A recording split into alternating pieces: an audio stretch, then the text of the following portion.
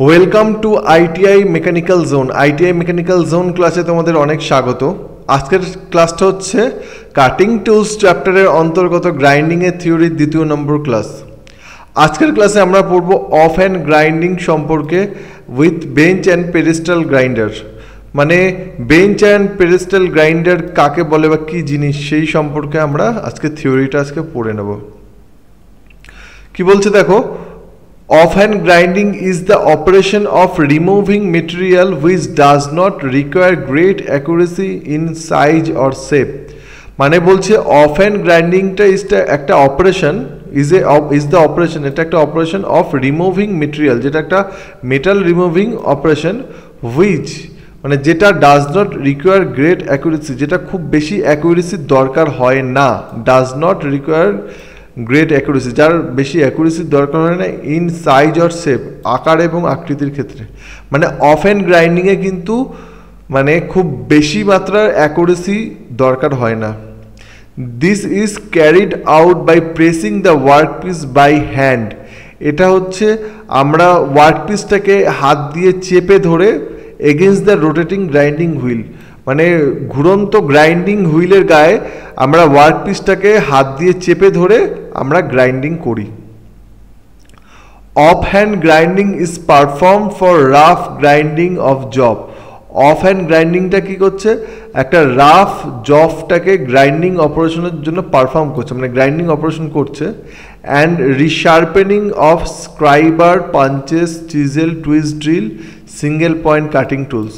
মানে যে এই কাটিং টুলস বা হ্যান্ড টুলসগুলো যেগুলো আছে বা মার্কিং টুলসগুলো আছে, যেরকম স্ক্রাইবার, পাঞ্চেস, চিজেল একটা cutting tool, twist drill, single point cutting tools, এইগুলোকে রিশার্পেনিং করার জন্য, মানে এইগুলো শার্পনেস বাড়ানোর জন্য কিন্তু আমরা কিন্তু গ্রাইন্ডিং করি, অফ হ্যান্ড গ্রাইন্ডিং করি। Off hand grinding are fitted to a bench and pedestal. মানে অফ হ্যান্ড যে গ্রাইন্ডিং মেশিন সেটা কিন্তু বেঞ্চেও ফিট হয়, এখানে দেখতে পাচ্ছ বেঞ্চ গ্রাইন্ডার। আর পেডেস্টাল মানে মাটিতে জমিতেও ফিট হয়। তো বেঞ্চ গ্রাইন্ডার কি বলছে সেটা আমরা দেখে নিই। বেঞ্চ গ্রাইন্ডার বলছে bench grinder are fitted on the bench. নাম শুনেই বুঝতে পারছো যে বেঞ্চ গ্রাইন্ডার মেশিনটা বেঞ্চের উপর ফিট হয়, অর বেঞ্চ অর টেবিল, মানে বেঞ্চি অথবা টেবিলের উপর ফিট হয়। আর useful for light duty work, যেটা হালকা কাজের জন্য, লাইট ডিউটি কাজের জন্য ইউজফুল হয়। পেডেস্টাল গ্রাইন্ডার নাম শুনেই বুঝতে পারছো, পেডেস্টাল গ্রাইন্ডার আর মাউন্টেড অন দ্য বেস বা pedestal which is fastened to the floor. Pedestal গ্রাইন্ডারটা হচ্ছে ফ্লোরের উপরে মাউন্ট করা থাকে, মানে ফ্লোরের উপরে ফাস্টেনার্স দিয়ে ওটাকে আটকানো থাকে। They are used for heavy duty work. Pedestal গ্রাইন্ডারটা কিন্তু হেভি ডিউটি ওয়ার্কের জন্য, অনেক বেশি পরিমাণ বা বড় মেটাল হচ্ছে গ্রাইন্ডিংয়ের জন্য, হেভি ডিউটি ওয়ার্কের জন্য পেডেস্টাল গ্রাইন্ডার কিন্তু ইউজ করা হয়। Those grinder consist of an electric motor. এই যে গ্রাইন্ডারগুলো, এইগুলো পাওয়ার পায় হচ্ছে ইলেকট্রিক মোটরের দ্বারা। এই মোটরগুলো কিন্তু এই গ্রাইন্ডিং যে হুইলস দেখছো সেই গ্রাইন্ডিং হুইলের সাথে ফিট থাকে, যার ফলে গ্রাইন্ডিং হুইলটা গোল গোল করে ঘুরতে পারে। And the spindle, electric motor and the spindle for mounting grinding wheels. On one end of the spindle is coarse grained wheels is fitted and the other end fine grained wheels। মানে এই pedestal গ্রাইন্ডে দেখতে পাচ্ছ যে দুটো wheel আছে, দুটো হুইলে হচ্ছে একটাতে হচ্ছে কোর্স থাকে, মানে যার হচ্ছে অ্যাব্রেসিভ কণাগুলো, যে কাটিং যেই কণার মাধ্যমে কাটিং হয় অ্যাব্রেসিভ কণা, সেইগুলো অনেক কোর্স থাকে। কোর্স মানে হচ্ছে দানাগুলো অনেক মোটা হবে, যেখানে অনেক রাফলি কাটিং হবে, রাফলি গ্রাইন্ডিং হবে। আরেকটা হচ্ছে ফাইন থাকে, এটাই হচ্ছে দেখতে পাচ্ছ ছবিতে দেওয়া, এটা ফাইন হুইল আর এটা হচ্ছে কোর্স হুইল। তো একটা হুইল থাকে কোর্স আর একটা হুইল হয় fine. For safety while working, যখন আমরা কাজ করব সেফটি পারপাসের জন্য হুইল গার্ডস আর প্রোভাইড, হুইল গার্ড কিন্তু প্রোভাইড থাকে। এইগুলোকে গার্ড বলছে, যাতে আমাদের হাত বা অন্য কোনো জিনিস যাতে এই গ্রাইন্ডিং হুইলের সাথে সম্পর্কে না আসে, টাচ না লাগে। A coolant container is provided for frequent cooling the work. এখানে দেখতে পাচ্ছ একটা কুলেন্ট কন্টেনার দেওয়া আছে যার মধ্যে কুলেন্ট দেওয়া থাকবে। আমরা গ্রাইন্ডিং করলে কি হয়, যখন যে মেটালটা বা যে জবটা গ্রাইন্ডিং করব, যার ফলে ওখানে ওই মেটালে অনেক বেশি হিট প্রডিউস হবে। গ্রাইন্ডিংটা তো একটা ফ্রিকশন অপারেশন, মানে গ্রাইন্ডিং করলে রোটেটিং একটা হুইলের সাথে মেটালটা যখনই আমরা প্রেস করব তখন সেখানে একটা ফ্রিকশন তৈরি হবে, যার ফলে অনেক হিট তৈরি হবে।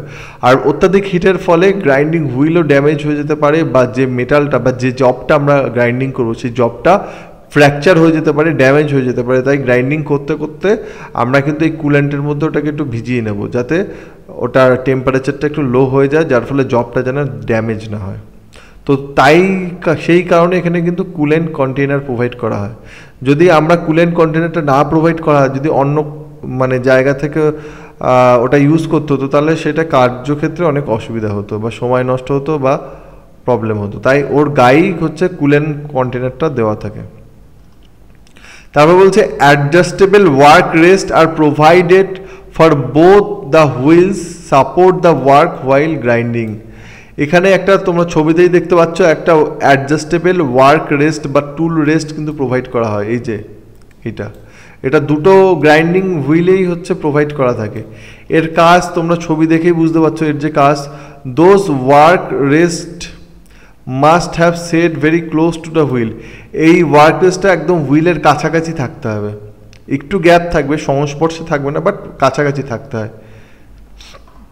তো এই ওয়ার্ক রেস্টের কাজ হচ্ছে এর উপরে একটা ওয়ার্ক, মানে যে জবটা আমরা গ্রাইন্ডিং করব এর উপরে রাখতে হবে, যার ফলে একটা সাপোর্ট পাওয়া যাবে, একটা স্টেডি ফিক্সড সাপোর্ট থাকবে, যার ফলে গ্রাইন্ডিং করতে আমাদের সুবিধা হবে। Extra eyes shield are also provided for protection of the eyes. একটা আই শিল্ড, এটা ছবিতে দেখতে পাচ্ছ, এটা হচ্ছে আই শিল্ড।